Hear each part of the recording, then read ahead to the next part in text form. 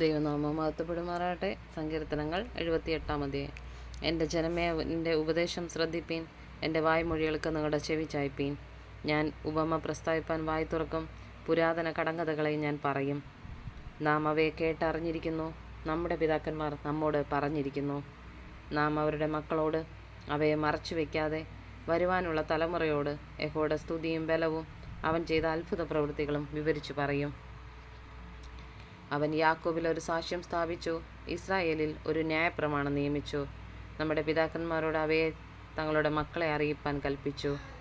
വരുവാനുള്ള തലമുറ, ജനിപ്പാനിരിക്കുന്ന മക്കൾ തന്നെ അവയെ ഗ്രഹിച്ചെഴുന്നേറ്റ് തങ്ങളുടെ മക്കളോട് അറിയിക്കുകയും അവർ തങ്ങളുടെ ആശ്രയം ദൈവത്തിൽ വയ്ക്കുകയും ദൈവത്തിൻ്റെ പ്രവൃത്തികളെ മറന്നു കളയാതെ അവൻ്റെ കൽപ്പനകളെ പ്രമാണിച്ചു നടക്കുകയും തങ്ങളുടെ പിതാക്കന്മാരെ പോലെ ശാഠ്യവും മത്സരവുമുള്ള തലമുറയായി ഹൃദയത്തെ സ്ഥിരമാക്കാതെ ദൈവത്തോട് അവിശ്വസ്ത മനസ്സുള്ള ഒരു തലമുറയെ തീരാതിരിക്കുകയും ചെയ്യേണ്ടതിന് തന്നെ. ആയുധം ധരിച്ച വില്ലാളികളായ എഫ്രൈമ്യർ യുദ്ധ ദിവസത്തിൽ പിന്തിരിഞ്ഞുപോയി. അവർ ദൈവത്തിൻ്റെ നിയമം പ്രമാണിച്ചില്ല, അവൻ്റെ ന്യായപ്രമാണത്തെ ഉപേക്ഷിച്ചു നടന്നു. അവർ അവൻ്റെ പ്രവൃത്തികളെയും അവരെ കാണിച്ച അത്ഭുതങ്ങളെയും മറന്നു കളഞ്ഞു. അവൻ മിസ്രയീം ദേശത്ത് സോവാൻ വയലിൽ വെച്ച് അവരുടെ പിതാക്കന്മാർ കാണുക അത്ഭുതം പ്രവർത്തിച്ചു. അവൻ സമുദ്രത്തെ വിഭാഗിച്ചു, അതിൽ കൂടി അവരെ കടത്തി. അവൻ വെള്ളത്തെ ചിറ പോലെ നിൽക്കുമാറാക്കി. പകൽ സമയത്ത് അവൻ മേഘം കൊണ്ടും രാത്രി മുഴുവൻ അഗ്നിപ്രകാശം കൊണ്ട് അവരെ നടത്തി. അവൻ മരുഭൂമിയിൽ പാറകളെ പിളർന്നു, ആഴികളാൽ എന്ന പോലെ അവർക്ക് ധാരാളം കുടിപ്പാൻ കൊടുത്തു. പാറയിൽ നിന്നവൻ ഒഴുക്കുകളെ പുറപ്പെടുവിച്ചു, വെള്ളം നദികളെ പോലെ ഒഴുകുമാറാക്കി. എങ്കിലും അവർ അവനോട് പാപം ചെയ്തു, അത്യുന്നതനോട് മരുഭൂമിയിൽ വെച്ച് മത്സരിച്ചു കൊണ്ടിരുന്നു. തങ്ങളുടെ കൊതിക്ക് ഭക്ഷണം ചോദിച്ചുകൊണ്ട് അവർ ഹൃദയത്തിൽ ദൈവത്തെ പരീക്ഷിച്ചു.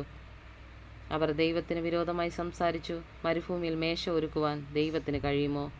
അവൻ പാറയടിച്ചു, വെള്ളം പുറപ്പെട്ടു, തോടുകളും കവിഞ്ഞൊഴുകി. സത്യം, എന്നാൽ അപ്പം കൂടെ തരുവാൻ അവന് കഴിയുമോ? തൻ്റെ ജനത്തിന് അവൻ മാംസം വരുത്തി കൊടുക്കുമോ എന്ന് പറഞ്ഞു. ആകയാൽ യഹോവ അത് കേട്ട് കോപിച്ചു. യാക്കോബിൻ്റെ നേരെ തീ ജ്വലിച്ചു, ഇസ്രായേലിൻ്റെ നേരെ കോപവും പൊങ്ങി. അവർ ദൈവത്തിൽ വിശ്വസിക്കുകയും അവൻ്റെ രക്ഷയിൽ ആശ്രയിക്കുകയും ചെയ്യായികയാൽ തന്നെ. അവൻ മീതെ മേഘങ്ങളോട് കൽപ്പിച്ചു, ആകാശത്തിലെ വാതിലുകൾ തുറന്നു. അവർക്ക് തിന്മാൻ മന്ന വർഷിപ്പിച്ചു, സ്വർഗീയ ധാന്യം അവർക്ക് കൊടുത്തു. മനുഷ്യർ ശക്തിമാന്മാരുടെ അപ്പം തിന്നു, അവൻ അവർക്ക് തൃപ്തിയാകുമെന്ന് ആഹാരം അയച്ചു. അവൻ ആകാശത്തിൽ കിഴക്ക് കാറ്റടിപ്പിച്ചു, തൻ്റെ ശക്തിയാൽ കിഴക്കൻ കാറ്റ് വരുത്തി. അവൻ അവർക്ക് പൊടി പോലെ മാംസത്തെയും കടൽപ്പുറത്തെ മണൽ പോലെ പക്ഷികളെയും വർഷിപ്പിച്ചു. അവരുടെ പാളയത്തിൻ്റെ നടുവിലും പാർപ്പിടങ്ങളെ ചുറ്റിലും അവയെ പൊഴിച്ചു. അങ്ങനെ അവർ തിന്നു തൃപ്തരായി തീർന്നു. അവർ ആഗ്രഹിച്ചത് അവൻ അവർക്ക് കൊടുത്തു. അവരുടെ കൊതിക്ക് മതി വന്നില്ല. ഭക്ഷണം അവരുടെ വായിലിരിക്കുമ്പോൾ തന്നെ ദൈവത്തിൻ്റെ കോപം അവരുടെ മേൽ വന്നു. അവരുടെ അതിപുഷ്ടന്മാരിൽ ചിലരെ കൊന്നു, ഇസ്രായേലിലെ യൗവനക്കാരെ സംഹരിച്ചു. ഇതെല്ലാമായിട്ടും അവർ പിന്നെയും പാപം ചെയ്തു, അവൻ്റെ അത്ഭുത പ്രവൃത്തികളെ വിശ്വസിച്ചതുമില്ല.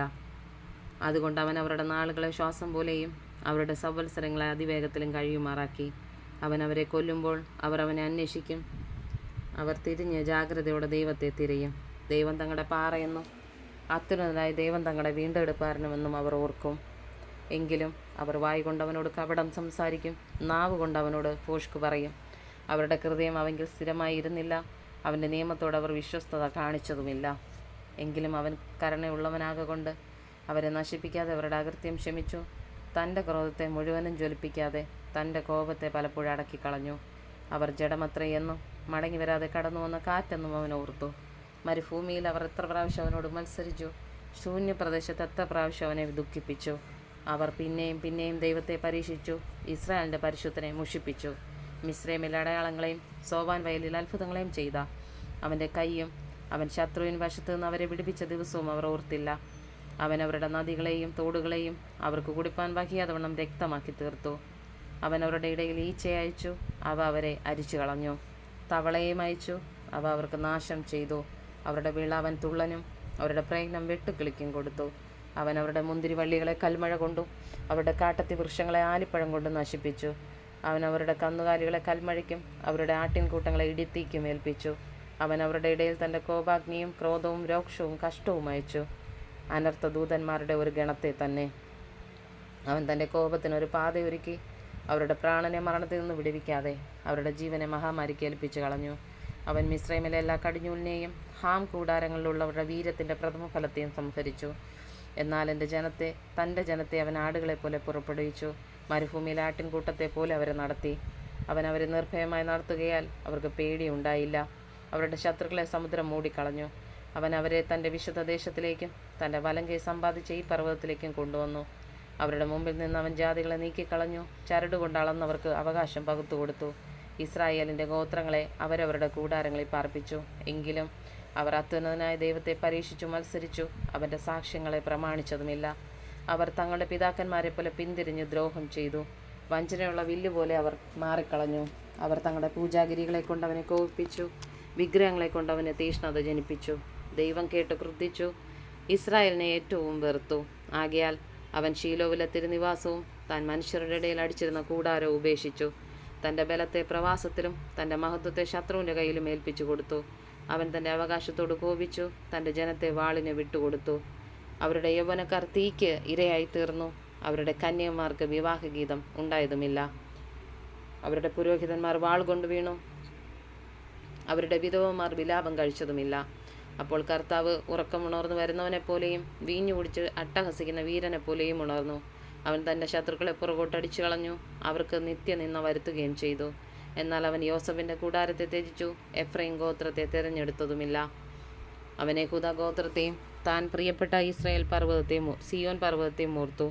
തൻ്റെ സദാകാലത്തേക്കും സ്ഥാപിച്ചിരിക്കുന്ന ഭൂമിയെപ്പോലെയും സ്വർഗോന്നതികളെപ്പോലെയും അവൻ തൻ്റെ വിശുദ്ധ മന്ദിരത്തെ പണിതു. അവൻ തൻ്റെ ദാസനായ ദാവീദിനെ തിരഞ്ഞെടുത്തു. ആട്ടിൻ തൊഴുത്തുകളിൽ നിന്ന് അവനെ വരുത്തി. തൻ്റെ ജനമായ യാക്കോബിനെയും തൻ്റെ അവകാശമായ ഇസ്രായേലിനെ മേയ്ക്കേണ്ടതിന് അവൻ അവനെ തള്ളയാടുകളെ നോക്കുന്ന വേലയിൽ നിന്ന് കൊണ്ടുവന്നു. അങ്ങനെ അവൻ പരമാർത്ഥ ഹൃദയത്തോടെ അവനെ മേയിച്ചു. കൈമിടുക്കോടെ അവരെ നടത്തി.